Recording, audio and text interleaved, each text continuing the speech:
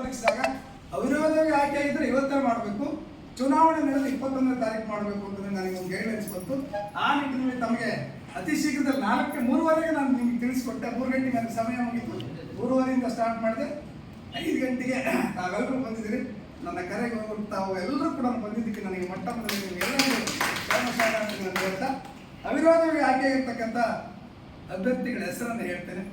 ನಂತರ ನಾವು ಚುನಾವಣೆಗೆ ಕೊಟ್ಟಂತ ಈ ಒಂದು ಮಹಾಸಭಾ ಚುನಾವಣೆಗೆ ದೃಢೀಕರಣ ಪ್ರಮಾಣ ಪತ್ರವನ್ನು ಕೊಟ್ಟಿದ್ದಾರೆ, ಅದನ್ನು ಕೊಡ್ತಾ ಇದ್ದೀನಿ. ತಾವು ಸ್ವೀಕೃತಿ ಮಾಡಿ ನಿಮ್ಮ ಪಾಲಿನ ಕರ್ತವ್ಯಗಳನ್ನು ಚಾಚೂ ತಪ್ಪದೆ ಮಾಡಿ ಈ ಸಂಘ ಅಥವಾ ಸಮಾಜದ ಉದ್ಧಾರಕ್ಕೆ ತಾವೆಲ್ಲರೂ ಶ್ರಮಿಸಬೇಕು ಅಂತ ಹೇಳಿ ಹೇಳ್ತಾ ಈ ಒಂದು ಫಲಿತಾಂಶವನ್ನು ಘೋಷಣೆ ಮಾಡ್ತೀವಿ.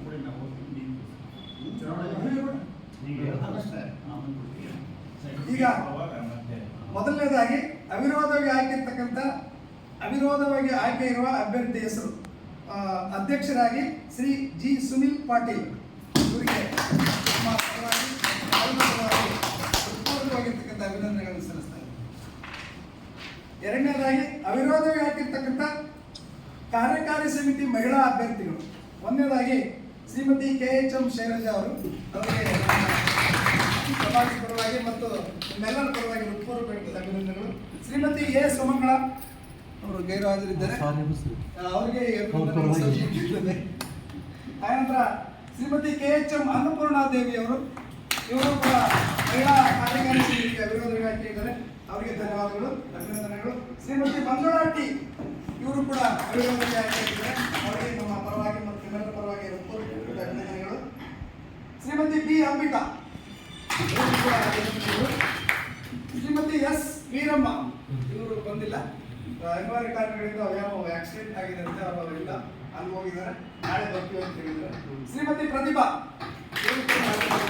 ಅವರಿಗೂ ಕೂಡ ನಾನು ಅಭಿನಂದನೆ ಸಲ್ಲಿಸಿದ್ದೇನೆ. ಇನ್ನು ಇಲ್ಲಿಗೆ 7 ಜನ ಮಹಿಳಾ ಸದಸ್ಯರು ಅವಿರೋಧವಾಗಿ ಹಾಕಿದ್ದಾರೆ. ಇನ್ನು ನಂತರ ಸಾಮಾನ್ಯ ಕಾರ್ಯಕಾರಿ ಸಮಿತಿಯ ಸಾಮಾನ್ಯ ಸದಸ್ಯರಾಗಿ ಶ್ರೀ M ಮಂಜುನಾಥ್ ಇವರಿಗೆ ಅಭಿನಂದನೆ ಸಲ್ಲಿಸಿದ್ದಾರೆ. ಶ್ರೀ ಶೆಟ್ರು ಬಸವರಾಜ್ ಇವರು ಅವಿರೋಧವಾಗಿ ಹಾಕಿದ್ದಾರೆ.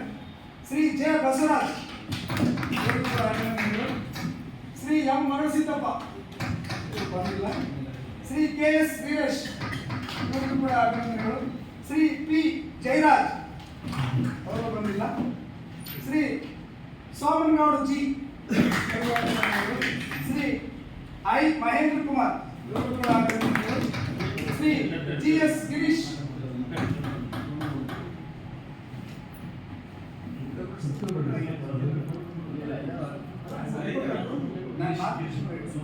ಶ್ರೀ GS ಗಿರೀಶ್ ಶ್ರೀ ಬಣಕಾರ್ ಮೂಗಪ್ಪ ಇವರು ಕೂಡ ಅಭಿನಂದನೆಗಳು. ಶ್ರೀ KHM ವಿಶ್ವನಾಥ್ ಇವರು ಕೂಡ ಅಭಿನಂದನೆಗಳು. ಶ್ರೀ THM ಶೇಖರಯ್ಯ ಇವರು ಕೂಡ ಅಭಿನಂದನೆಗಳು. ಶ್ರೀ NG ಚನ್ನಬಸನಗೌಡ ಇವರು ಕೂಡ ಅಭಿನಂದನೆಗಳು. ಒಟ್ಟು 21 ಜನ ಅವಿರೋಧವಾಗಿ ಆಯ್ಕೆಯಾಗಿದ್ದಾರೆ. ಇವರಿಗೆ ಎಲ್ಲರಿಗೂ ದೇವರ ಆಯುರಾರೋಗ್ಯ ಐಶ್ವರ್ಯ ಕೊಟ್ಟು ಕಾಪಾಡ್ತಾ ಈ ಒಂದು ಮಹಾಸಭಾದ ಒಂದು ಸೇವೆಯನ್ನು ಮಾಡಲಿ ಅಂತ ಹೇಳ್ತಾ ನನಗೆ ಮಾತಾಡಲು ಅವಕಾಶ ಕೊಟ್ಟು ಎಲ್ಲರಿಗೂ ಮುಗಿಸಿ ಮಾತಿನ ವಿರಾಮ ನೀಡ್ತೇನೆ. ಜೈ ಹಿಂದ್.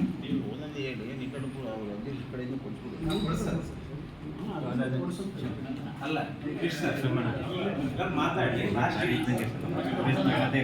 ಮಾತಾಡಿ ಅತ್ಯಾಪ್ತರು ಇದ್ದಾರೆ. ನಾಗರಾಜ್ ಗೌಡರಾಗಲಿ, ಸಿದ್ದರಾಮಯ್ಯ ಅಡ್ಡಾರಾಗಲಿ ಒಂದು ಸೈಟ್ ಒಂದು ತಗೊಂಡು ಮುಂದಿನ ವರ್ಷನೇ ಇವು ಒಂದು ಕಟ್ಟಡ ಚಾಲನೆ ನೀಡಲಿ ಆಗಲಿ ಅಂತೇಳಿ ನನ್ನೊಂದು ಅಭಿಪ್ರಾಯ ಇದೆ. ಆ ಒಂದು ಕಟ್ಟಡಕ್ಕೆ ಮೊದಲೇ ದೇಣಿಗೆಯಾಗಿ ನಾನೇ ಬರೀತೀನಿ ಫಸ್ಟ್, ಅದನ್ನು ಕೂಡ ಹೇಳ್ತಾ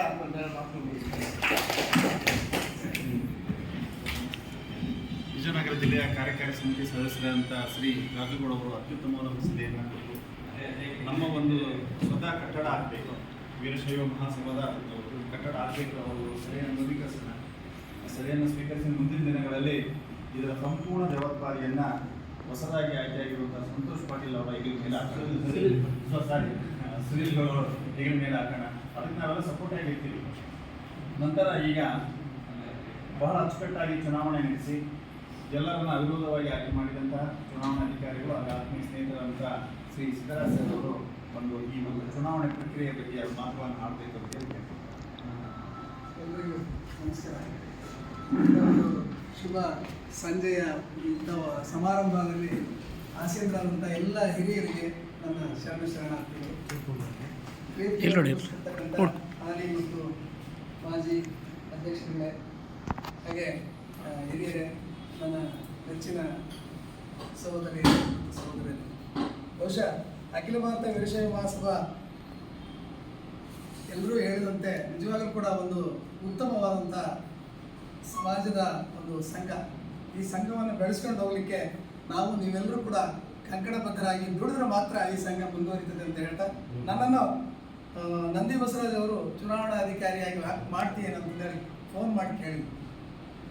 ನನಗೂ ಒಂದಿಷ್ಟು ಆಸೆ ಇತ್ತು, ಯಾಕಂದರೆ ನನಗೆ ಚುನಾವಣೆ ಅಂದರೆ ಯಾವಾಗಲೂ ಕೂಡ ನಾನು ಆಸಕ್ತಿಯುತವಾಗಿ ಕೆಲಸ ಮಾಡ್ತೀನಿ. ಆಯ್ತು ಮಾಡ್ತೀನಿ ಅಂದಾಗ ದಿನಾಂಕ 25 ಜೂನ್ನಲ್ಲಿ ಬಳ್ಳಾರಿಯಲ್ಲಿ ಒಂದು ಸಭೆ ಕರೆದು, ಬಳ್ಳಾರಿಯಲ್ಲಿ ಲಿಂಗನಗೌಡರು ಅಂತಂದೇಳಿ ವೀರಶೈವ ಮಹಾಸಭಾದ ಒಂದು ಎಲೆಕ್ಷನ್ ಆಫೀಸರ್ಸ್ ಅವರು ಸಭೆ ಕರೆದು ಹೋದಾಗ ಅಲ್ಲಿ ನನಗೆ ಮೀಟಿಂಗ್ ಕರೆದು ಈ ಚೀಲ ಕೊಟ್ಟು ಏನೂ ಹೇಳಿಲ್ಲ, ಈ ಚೀಲ ತಗೊಂಡು ಹೋಗಪ್ಪ ನಿನ್ನ ಕೆಲಸ ಮಾಡೋ, ಇಷ್ಟೇ ಏನು ಹೇಳಿಲ್ಲ. ಚೀಲದಾಗ ಏನೈತೆ ಅಂತಲೂ ಹೇಳಿಲ್ಲ. ಈ ಚೀಲ ನೋಡಿದ ತಕ್ಷಣ ನನಗೂ, ಯಾಕಂದರೆ ಸ್ವಲ್ಪ ಅದ್ರಲ್ಲಿ ಏನಿದಾವೆ ಏನು ಅಂತ ಕೂಡ ನೋಡಿಲ್ಲ. ಈ ಚೀಲ ಇಟ್ಕೊಂಡು ಬಂದು ಕೂಡ್ಲಿಕ್ಕೆ ಬಂದು 26ನೇ ತಾರೀಕು ನಾನು ಅದನ್ನೆಲ್ಲ ನೋಡಿದೆ. ವಿಸ್ತಾರವಾಗಿ ಎಲ್ಲ ವಿವರವಾದಂಥ ಒಂದು ಪುಸ್ತಕ ಇತ್ತು, ನಾಮಿನೇಷನ್ಸ್ ಇದ್ವು.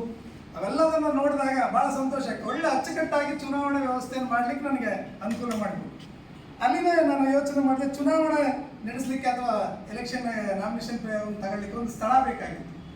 ನಮ್ಮ ಸ್ನೇಹಿತರು ಕರ್ನಾಟಕ ರಾಜ್ಯ ಸರ್ಕಾರಿ ನೌಕರರ ಸಂಘದ ಅಧ್ಯಕ್ಷರು ಕೇಳಿದ್ರು, ಸರ್ ನಿಮ್ಮ ಕಚೇರಿಯನ್ನು ನಿಮಗೆ ಒಂದು ವಾರ ಬೇಕು, ಅವ್ರ ಕಚೇರಿಯನ್ನು ಪೂರ್ತಿ ಆ ಕಚೇರಿ ನಿನಗೆ ಬಿಟ್ಕೊಟ್ಬಿಡ್ತೀನಿ ಅಂತೇಳಿ ಬೀಗ ತೆಗೆದುಕೊಟ್ಟು ಬಂದು, ನಿಜವಾಗ್ಲೂ ಅವರಿಗೆ ನಾನು ಈ ಸಂದರ್ಭದಲ್ಲಿ ಅಭಿನಂದನೆ ಸಲ್ಲಿಸ್ತೀನಿ. ಯಾಕೆಂದರೆ ಆ ಸ್ಥಳಾವಕಾಶ ನಮಗೆ ಒಳ್ಳೆ ಶುಭ ಸೂಚನೆ. ಆ ಒಂದು ಸಂಘದ ಕಚೇರಿ ಇದೆ. ನಾನು ಕೂಡ ಪ್ರೌಢಶಾಲಾ ಸಹ ಶಿಕ್ಷಕರ ಅಧ್ಯಕ್ಷನಾಗಿದ್ದ ಅದೇ ಕಚೇರಿ ಒಳಗೆ. ಆ ನಿಟ್ಟಿನಲ್ಲಿ ನಾನು ಅದನ್ನ ಅವಿರೋಧವಾಗಿ ಆಯ್ಕೆ ಆಗಲಿಕ್ಕೆ ಅದೊಂದು ಶುಭ ಸ್ಥಳ ಅಂತ ಆಯ್ಕೆ ಮಾಡಿಕೊಂಡೆ.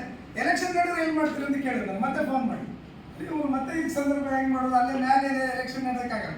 ಹಿರೇಮಠ ನಾನು ವೀರೇಶನ್ ಕೇಳಿದೆ, ಅವ್ರಿಗೆ ಮುಖ್ಯಮಂತ್ರಿಗಳು ಹಿರೇಮಠ ವಿದ್ಯಾಪೀಠ, ಸರ್ ನಿಮ್ಮ ಶಾಲೆಯಲ್ಲಿ ಎಲೆಕ್ಷನ್ ನಡೆಸ್ತೀವಿ 21ನೇ ತಾರೀಕು ಅಂತ ಕೇಳಿದ್ರೆ ಅವರು ಆಗಿಬಿಟ್ರಿ ನಮ್ಮ ಜನ ಯಾವಾಗ ಬರ್ರಿ ಅಂತ. ಅದಕ್ಕೂ ಸ್ಥಳಾವಕಾಶ, ಮತ್ತು ಅದನ್ನು ಎಲೆಕ್ಷನ್ ನಡೆದ್ರೆ ಹಿರೇಮಠ ವಿದ್ಯಾಪೀಠ, ಅವರು ಹಿರೇಮಠ ವಿದ್ಯಾಪೀಠ ಅಂದ್ಬಿಟ್ಟು ವಿಜಯಕುಮಾರ್ ಕಾಲೇಜ್ ಅಂದರು.